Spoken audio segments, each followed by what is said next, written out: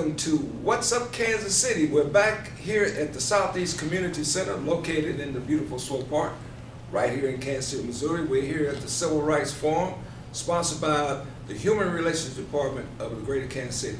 And today we're interviewing our second speaker, very distinguished young man from the great city of New Orleans.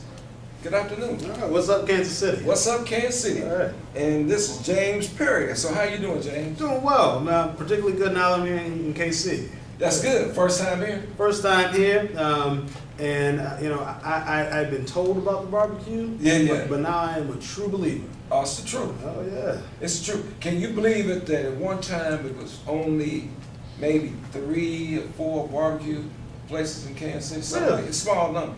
Wow. See, we got about 100 and something barbecue Well, places. it seemed like they had one on every corner, and I wanted to stop every time we passed by one. So, Well, our crown jewel is Gates Barbecue, and then I had guess some you Gates. That's and then right. I guess you'd say Brian's Barbecue, but the Gates are good. They've been good community partners in Kansas. Actually, this building that we're sitting in, Mr. Gates, when he was a Parks Commissioner, he helped motivate all these different projects.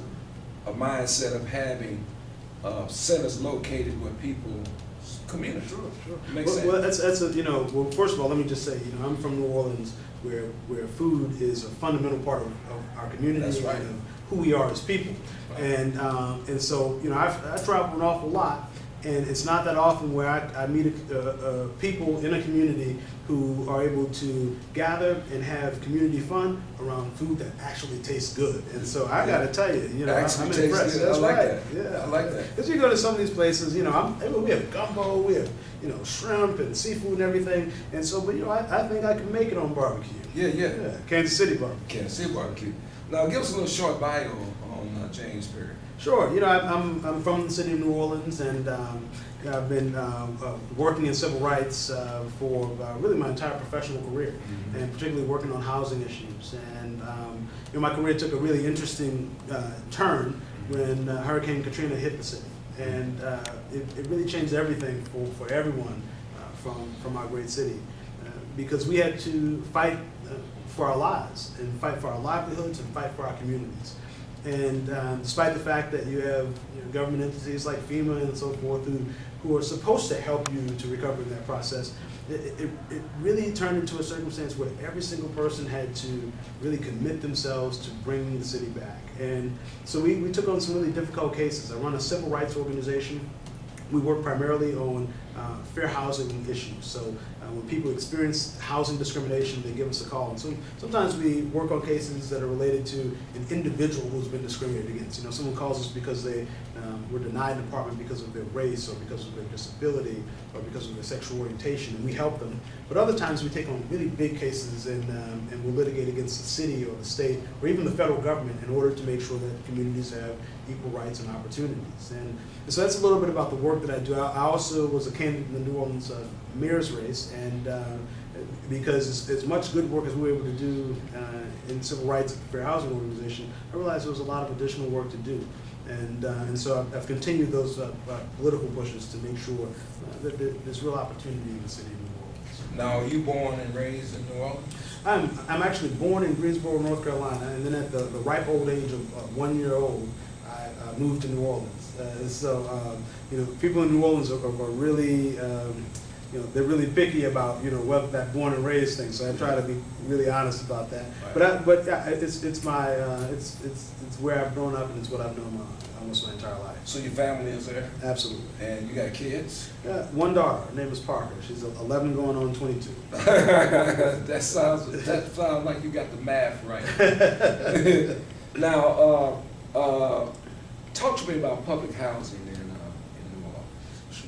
Well, yeah, public housing is interesting, and I think it's a difficult matter to address all across the nation because we have less money in government and less money allocated particularly to public housing. But public housing is aging, and there hasn't been proper maintenance, and this is in most cities, and so it's certainly true in New Orleans. And so we have this unique circumstance where housing developments are hit by Hurricane Katrina, and they're damaged but not destroyed. And so some folks say, well, damaged but not destroyed, let's tear it down and build something new. Other folks said, let's renovate what's there. And so that was a difficult issue in and of itself, in part because the buildings were historic, but also because in all the new plans, all the plans to build back public housing, they all called for bringing back fewer residents. We had 5,000 occupied units of public housing before Hurricane Katrina, and the plan really called back for bringing back 5,000 units, but only 2,000 or so, a little bit over 2,000 would be units for low-income people.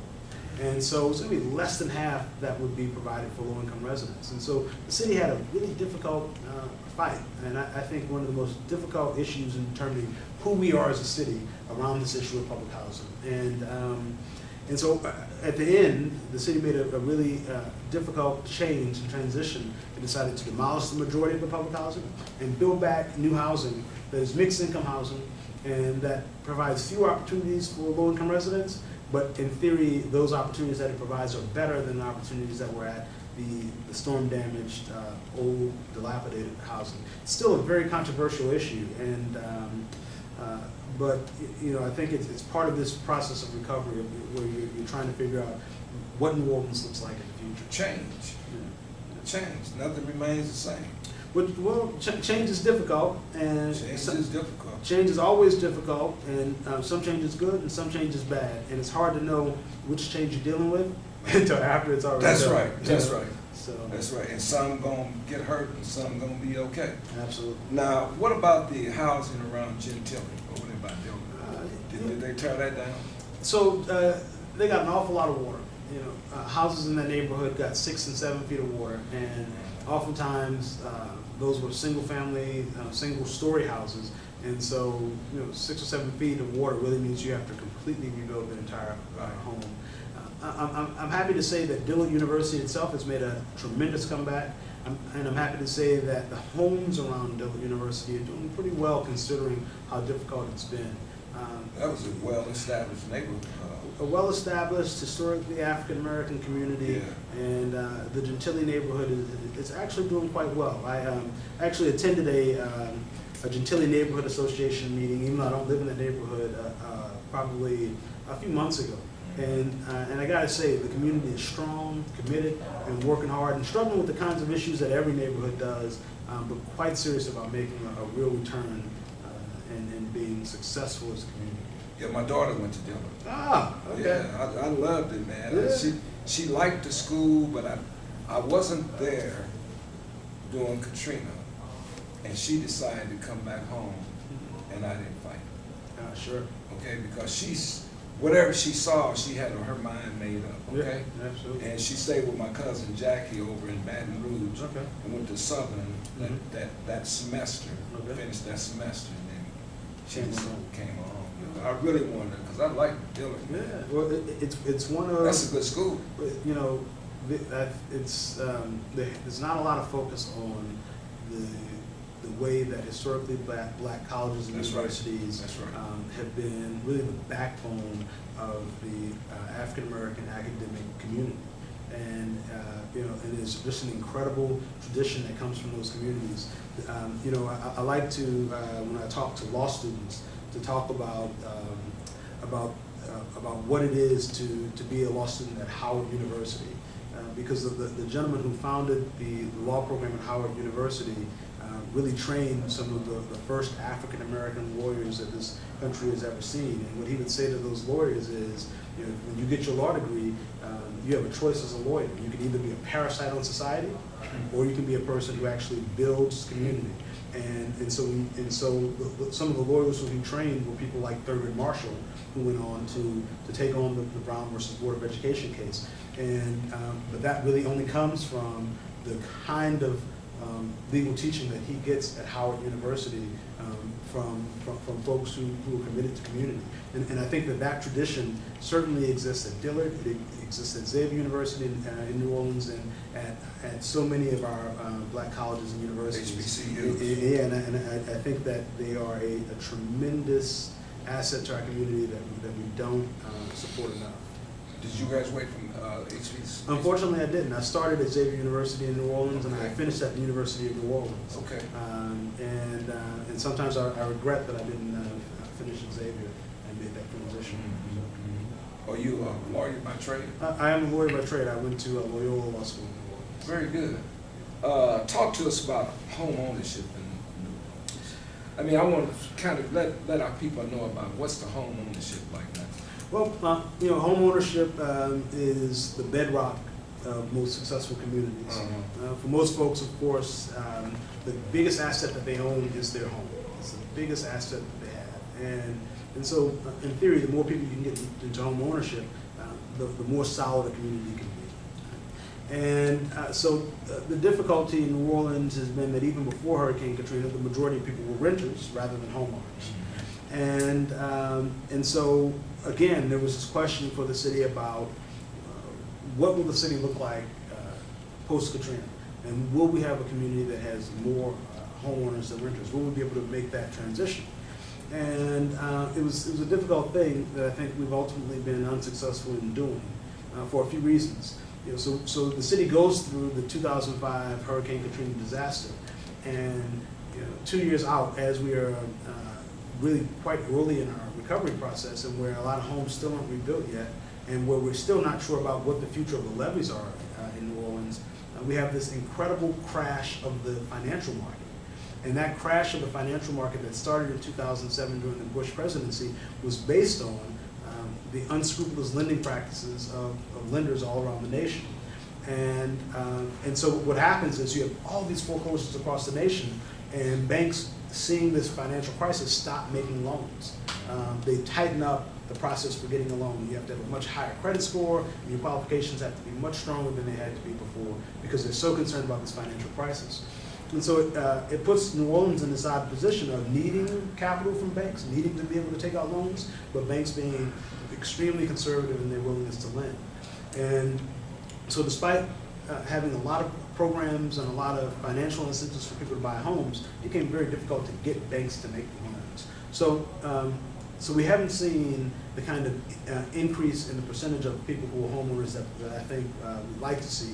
Instead, it's still true that the majority of people in the city of New Orleans are renters.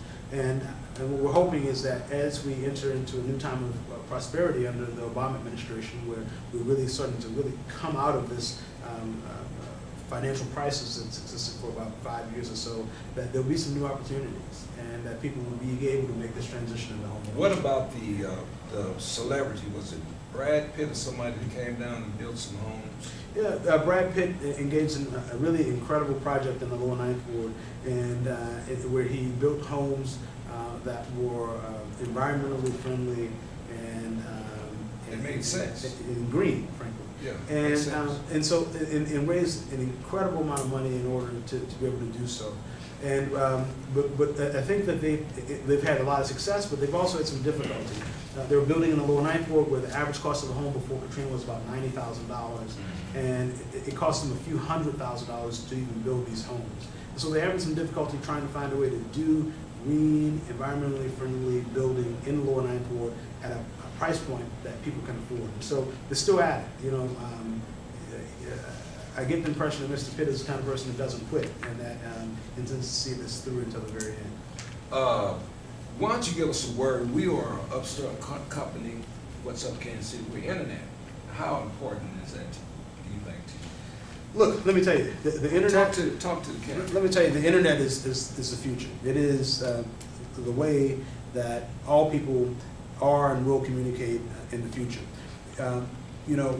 Many people are familiar with this concept called the digital divide, this idea that in poor communities and in communities of color, oftentimes people don't have access to computers and to the internet. But what's really interesting is that there's a new study that demonstrates that if you count smartphones into this calculation about what families have digital access, it finds that so many people have smartphones now that it almost completely erases the digital divide. Right? And so that before, a family who wouldn't be able to go on their computer and see this very video can now pull it up on their phone at any point in time and watch this video. And so it means that there's this incredible way that the internet captures the future. And so this is it, right? This is the opportunity, and everybody's moving in this direction. And so the idea that What's Up Kansas City is already there, is already making progress in that direction, it really demonstrates that this is probably the future for Kansas City. It's a really incredible thing. Now, when you run for mayor again, we'll have you on What's Up Kansas City. Let me know. Because I'm listening, you're going to run again, right? We'll see. We have some Because time to make politicians this they say, we'll see. I like that, we'll see. But yeah, I think, you articulate well, and I think you have passion. If you have passion for housing, you have passion for people. Absolutely. Because people first. Yeah, that's right. Put people first, and the rest will take care of itself. You know, what we want you to do is, we want you to go back to New Orleans All right. and take this back with you. I think you can. I think that take. All right. Cascade Media Group. That's it. That's us. All right. And Absolutely. What's Up Kansas City is part of that. Okay. And you take it back, and we'll be in touch with you. We want you to get back to New Orleans and tell everybody about whatsupkansascity.net.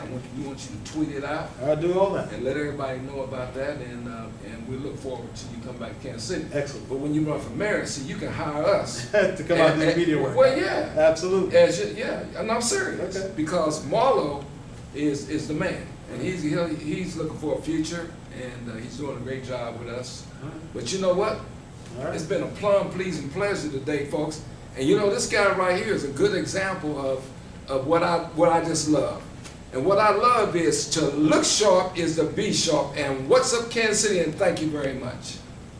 All right. I'm Thierry, And I'm Bea. and we are the City Sisters. We're asking you to take part in the Buy Black Empowerment Initiative. Invest in our futures. We do support small businesses. We do give back to the community. We do, and always remember, Buy Black.